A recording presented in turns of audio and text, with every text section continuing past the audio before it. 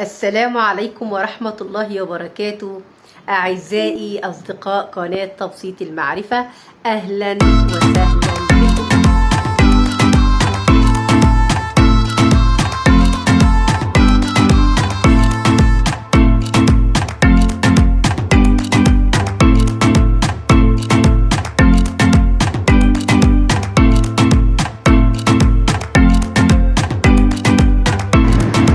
السلام عليكم ورحمة الله وبركاته.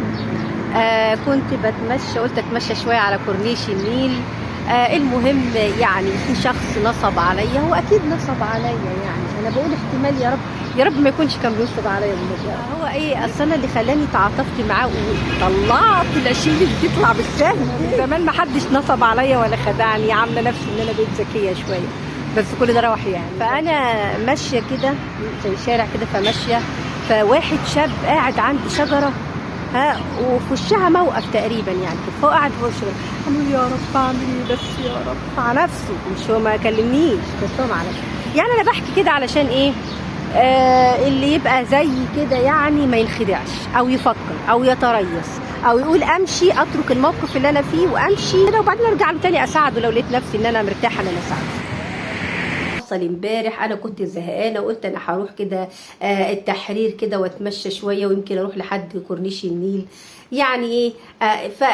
فانا هحكي لكم 3 مواقف حصلوا في يوم واحد، والله 3 عمليات للنصب على الغلبانه دي. ما يمكن انا شكلي شكلي بيوحي بالغلب، ولا بيوحي بان هو انا سهل استدراجي، ولا سهل النصب عليا. اول حاجه انا ماشيه عند التحرير، فيدوبك كده ايه مشيت يعني عند مثلا اللي هو المتحف المصري، وعديت شويه كده لقيت واحد واقف. هو تقريبا الطريق ده يعني مش يعني كل فين وفين لما يعدي حد، يعني الناحيه اللي قصاده الناس رايحه جايه، الناحيه اللي هي كده دي يعني يعدي واحد فين 5 دقايق بينه وبين واحد تاني كده يعني. فلقيت واحد حبسات، انا كنت ماشيه بتكلم في التليفون، فلمحت واحد بعينيا كده ايه قدامي عمال يقول ايه، عمال ده يكون بيعيط، يا رب اعمل ايه بس يا رب، عمال يقول كده يا رب اعمل ايه بس يا رب، يا رب اعمل ايه بس يا رب، قول لي يا رب اعمل ايه بس يا رب، والنبي قول لي يا رب. فانت لو لقيت حاجه زي كده هتعمل ايه؟ هتعمل زي ما انا عملت اكيد. انا كنت مشغوله في التليفون بكلم بنتي، بس شايفاه كده برضو قدامي. المهم عديته ومشيت خطوتين، رجعت ابص تاني عليه كده لقيته نفس الكلام، عمال يا رب اعمل ايه بس يا رب، يا رب قول لي، وعمال شغال كده يا رب امشي واسيبه. طب يعني وبقى في دماغي راح حكايه النصب دي، ما جاتش في دماغي في الوقت ده.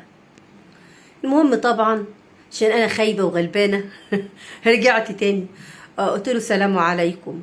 ايه يا ابني بس خير يا ابني، في ايه؟ قول لي يا ابني، لو يعني لو في مشكله الواحد حتى يدعي لك يا ابني، قول لي في ايه. هو يعني شاب بتاع 25 سنه كده مثلا.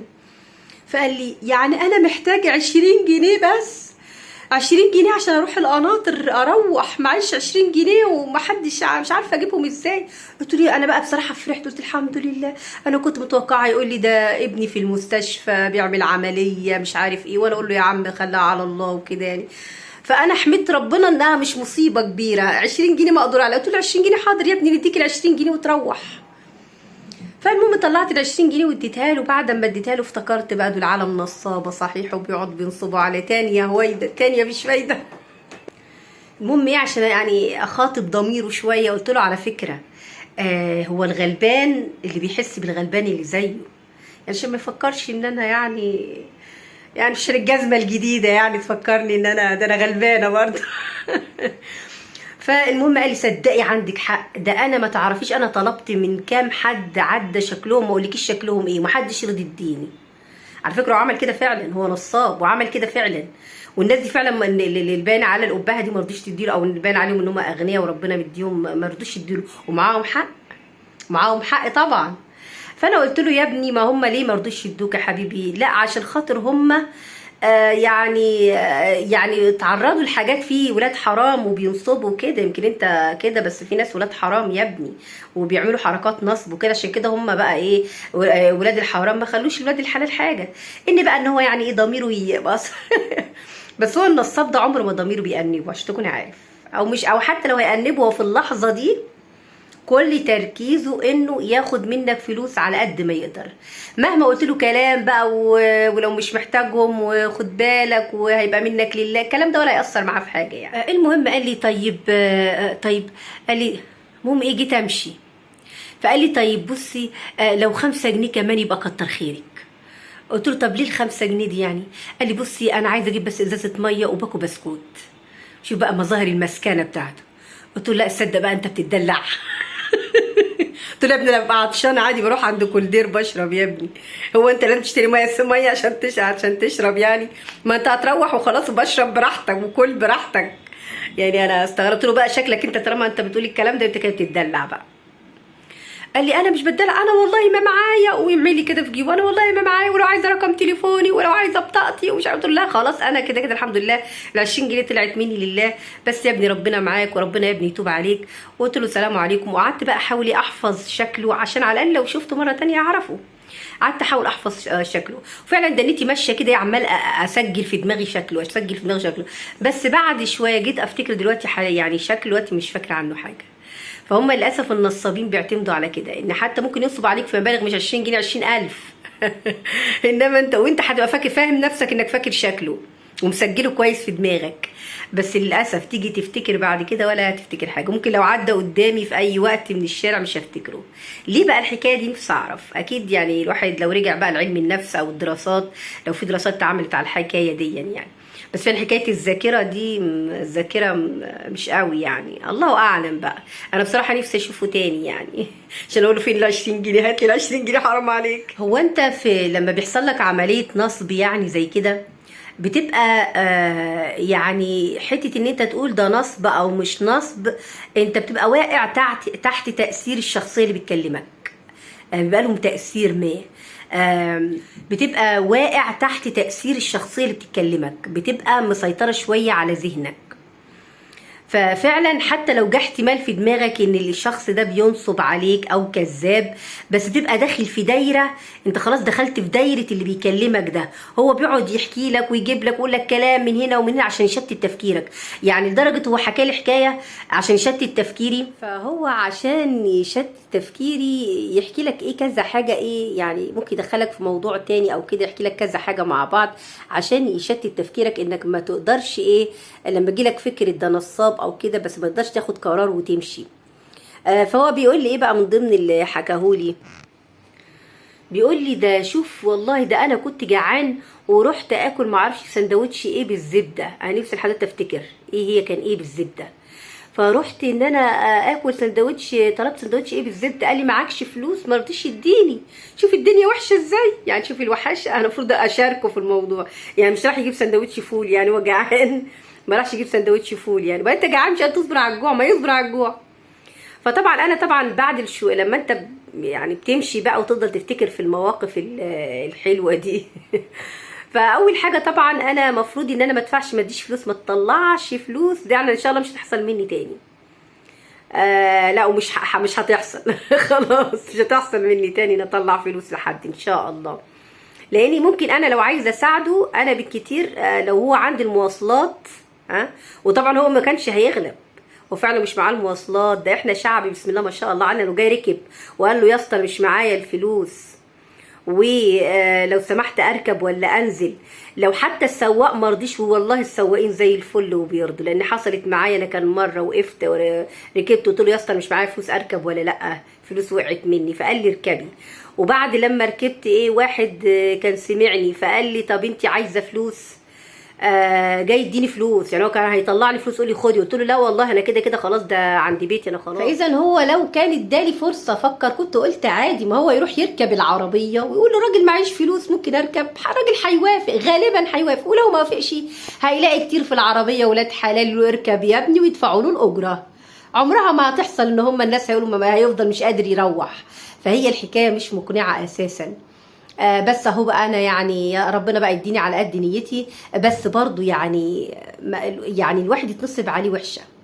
وانا لما فكرت دلوقتي مثلا مليون فيلم، انا ساعتها هو بيكلمني مثلا في البدايه كان بنسبه 50% انه بينصب عليا، انما في اخر الكلام ولما قال لي سندوتش المراه اللي مش عارف ايه مربى بالقشطه ولا مش عارف ايه اللي وعايز 5 جنيه عشان يجيب باكو بسكوت وميه. كل الحاجات دي اكدت لي 100% ان هو نصاب. ولما مشيت بقى وافتكرت الله، طب ما هو لو ركب العربيه وقال معيش فلوس الناس مش هتوصله، السواق هيرضى وهيوصله غير الناس اللي. فاذا هي نصب بقى. بعد كده بقيت متاكده طبعا لما افتكرت الموقف وفصلته في دماغي 100%. بس انا اللي اثر عليا ان هو ما طلبش مني من البدايه. هو الراجل كان قاعد مع نفسه عمال يقول يا رب اعمل ايه، يا رب يا رب بس قول لي يا رب اعمل ايه والنبي يا رب، عمال يعمل كده. فهو دي الحته ان هو ما طلبش مني من البدايه دي اللي خدعتني. المهم دنيتي ماشيه كده. الظاهر انا حاولت ناحيه مستشفى اطفال ولا ايه. فانا من زمان والله ببقى نفسي ان انا يعني لو حد محتاج حاجه من عند المستشفيات وكده الواحد يحب ان هو يساعد يعني. واحنا على قده الواحد يعني. مثلا لو حد عايز اجيب لها سرنجه، اجيب لها شويه قطن، اجيب لها حاجات بسيطه والانسان يساعد بيه، ويعني ده واجبنا يعني. ف دي بلة. فالمهم وانا ماشيه من جنب المستشفى لقيت واحده ندهت عليا، قالت لي يا انسه يا انسه. المهم رحت لها في ايه يا حبيبتي؟ قالت لي بصي انا عايزه اجيب لبن لابني العيان في المستشفى، وعايزه اجيب له كادلز. قلت لها طب بصي انا مش عارفه اعمل ايه والله. وبعدين انا عارفه ان اللبن كمان غالي يعني، ممكن الفلوس اللي في الشنطه ما تقضيش اللبن اللي هي عايزاه، ممكن يبقى بمئات، ما اعرفش لبن اطفال بكام مش عارفه. فانا برضو خلاص بقى انا قلت مع نفسي انا مش هطلع فلوس تاني يعني. فانا قلت لها طيب خلاص انا هروح اجيب لك اللبن. هو بيتجاب منين؟ قالت لي من الصيدليه هنا. قلت لها طب انا اجيب لك اللبن بس انا هطلعه بنفسي لابنك في المستشفى. فهي يا الا سمعت وبتغلوش في الكلام او كده. المهم قالت لي لا بس انا مش هقدر اتحرك واجي معاكي عشان لو الممرضه ندهتني. يعني هي قالت لي رد غير اللي انا بقوله. انا قلت لها انا هطلع معاكي. طبعا هي انا برضو في دماغي ان هي ممكن اشتري لها حتى الحاجه دي، فان هي ما تطلعهاش يعني. ممكن تاخد الحاجات دي مني وتروح مثلا تبدلها في الصيدليه. المهم رحت الصيدليه وكان فيها انسه كده ويعني شاب. قلت لها لو سمحت انا عايزه لبن رقم 1 للاطفال زي ما هي قالت لي يعني. هي قالت لي قلته لها. قالت لي طب نوعه ايه؟ قلت لها والله انا مش عارفه نوعه ايه. قلت لها بصراحه في واحده جنب المستشفى وقالت لي اجيبه يعني لابنها اللي في المستشفى وانا مش عارفه نوعه ايه. فهو واحد شاب هنا قال لي بصي سيبك من الناس دي، ده الناس دي نصابين يعني. قلت له والله انا فعلا كنت عايزه اسالك يعني فعلا دول بيبقوا نصابين ولا فعلا ممكن تكون فعلا يعني محتاجه لبن لابنها يعني. قال لي والله يعني مش عايزه اقول لك كله بس هو ال3/4 اكيد نصابين. فانت يا ستي روحي توكلي على الله وايه وامشي يعني. قمت انا قلت له طيب انا همشي بقى. انا هو لسه ما يعني لسه واخده على قفايا في 20 جنيه كمان يعني. قلت امشي. قلت طب في طريق هنا انا عايزه اروح المترو عشان مش عايزه ارجع تاني عشان ما تنادينيش او حد غير هيناديني من جنب المستشفى. قال لي ماشي امشي ايه الناحيه دي هتلاقي برضو ايه طريق المترو كده برضو. المهم جيت يا دوبك مشيت حبه كده مفيش الاقي طلعت لي واحده ست معرفش منين وبنتها مرميه على كتفها ومحطوط الكالونه. لو سمحتي والنبي بنتي عيانه وعايزه اعمل لها تحليل ب 450 جنيه وماسكه لي ورقه التحاليل المطلوبه ولو سمحتي ساعديني باي حاجه. طيب قلت انا بقى ايه؟ قلت انا عماله اقول لنفسي المواقف وايده ايه لا خلاص والله ولا حتى مش هطلع حاجه. على الاقل لما افكر. قلت لها طب يا ستي طيب وقعدت ارجع لورا لاني خفت انها ترش عليا حاجه ولا كده كمان. قلت لها طيب يا ستي طيب هشوف كده هشوف وايه وارجع لك اشوف وارجع. قمت ايه ماشيه قلت ايه اقول يعني ايه دعاء الاستخاره مع نفسي ارجع دي اي شيء يعني صغير لو انا عارفه والله انها محتاجه. والله العظيم لو انا حتى فلوس هجيب بيها حاجه مهمه مش مهم وهديها لها لو انا عارفه فعلا هي محتاجه يعني. فقلت دعاء الاستخاره يا رب لو انت عارف ان ارجع اديها اي فلوس او اي حاجه معايا او اساعدها وهي فعلا محتاجه. فلقيت ان انا لا ربنا هداني ومشيت ناحيه المترو خلاص ورحت وركبت. قلت الحمد لله يا رب يعني. انا نزلت اتمشى افرفش شويه واشم هوا عشان يا رب يعني دي 3 مواقف في يوم واحد. ده دول النصابين. ربنا يا رب يكفينا شر النصابين وكفينا يا رب شر ولاد الحرام. ويعني الواحد كده يعني ايه ده يعني ايه ده يعني بقت يعني انت يعني امال انا واحده ست كبيره وماشيه بيحصل معايا كده ناس عايزه تنصب عليا، وغير بقى اللي ماشي بالعربيه ويقف وكده، وغير يعني طب ايه امال يعني، امال البنات يعني ما تخرجش وحديها؟ انا مش عارفه بصراحه، ما اعرفش. والبنات يعني لا، البنات ما تخرجش، اوعي يا بنتي تخرجي لوحدك، اوعي، اوعي بنت مره تخرج، ده حتى وانتوا مجموعه بنات بصراحه. يعني بصراحه ده انا كنت فين؟ انا في وسط البلد، انا في وسط البلد يعني في التحرير والحتت دي يعني. والتحرير بسم الله ما شاء الله يعني مليان رجال الشرطه يعني انا مش عارف يعني الواحد يعني لا هي شوارع جانبية ولا هي شوارع كده وإذا يعني أنا بقول أنا بعمل الفيديو ده والله والله والله عشان أحذر، لأن أنا برضو الحاجات لما حد كان بيحكي لي حاجات هو اللي حذرني. ويا ريت كلنا، ويا ريت كل واحد والله يتعرض لحاجة زي كده يكتب تجربته، كان يكتبها بقى على الفيس، كان يعمل فيديو يحطه على اليوتيوب، كل واحد يكتب تجربته دي عشان الواحد ينتبه لها. يعني بالنسبه للولد اللي هو خد مني ال20 جنيه ده، انا اول مره يعني استدرج من الناحيه دي. انا بتوقع دايما هو مثلا يجي لي هو يقول لي لو سمحتي مثلا هاتي 20 جنيه عشان اروح، بتحصل كده. فانت ساعتها بتفكر مع نفسك تديله او ما تديلوش. انما انت ده اللي يعني ده يعني انا ضحك عليا ليه؟ لانه هو كان مع نفسه الراجل، يعني هو ما بيمثل مع نفسه، فهو كأن انا يعني ايه يعني ما طلبش مني، هو قاعد مع نفسه يا رب اعمل ايه، يا رب اعمل ايه، يا رب قول لي بس اعمل ايه. فهو يعني منظر يخليك انت ترجع له، استحاله يكون في حد في الشكل ده انت عند الواحد يعني. فانت يعني دي طريقه جديده، فاكيد الطريقه الجديده دي لما انا احكيها لكم لو الشخص ده او غيره جه عملها معاك هتبقى واخد بالك وفاهم. ده غير بقى ان الواحد اللي طلع بيه بصراحه لا تتعاطف مع احد، لا تتعاطف. اللي عاوز مساعده مش هيطلبها على فكره في الشارع، اللي محتاج مساعدة من حد سواء فلوس أو غيره مش بيقف ويطلبها منك في الشارع. الواحد ممكن يلتجئ لجامع، يعني هو فعلا كده هو معهوش 20 جنيه كان يلتجئ لجامع بس. فبجد يعني بالذات البنات والستات انتي ما تساعديش حد. بس هم بيلعبوا على ايه الناس دي؟ بيلعبوا على ان في حته دافع داخلي جوه الانسان انه ينقذ او يساعد. على فكره كلنا فينا الحته دي، كلنا سواء مش كلنا فينا جوانا مزروع، ربنا خلقنا كده، ربنا خلق الانسان بنزعه داخليه انه يحب يساعد ويحب ينقذ. فهم بقى النصابين بيستغلوا الحته دي، يحسسوك ان هم في يعني مواقف في الاتوبيس بتقولي بيعمل ايه او عند محطه المترو او كده، يمسك اللي هو الكسر بتاع الفخار والحاجات دي، كانه كان عامل فخارات وحاجات وكسر وقوم حاطه في الارض. هو بقى عمال يعيط حاجه اتكسرت ومش عارف ايه، وراجل صاحب الشغل هيوديني في داهيه وما اعرفش وايه، ويتقن بقى الدور. وطبعا بقى الستات اللي زحلت يا حبيبي يا ابني، يعني هي بكام البضاعه دي يا ابني؟ ب 100 جنيه، خد يا ابني 100 جنيه يا ابني، ويعني تكون هتروح تجيب بيها حاجه، وطب خد طب نجمع لك مننا يا حبيبي. يعني احنا عندنا حته حب الانقاذ والحاجات دي، بس ما تديش حد حاجة إلا انت.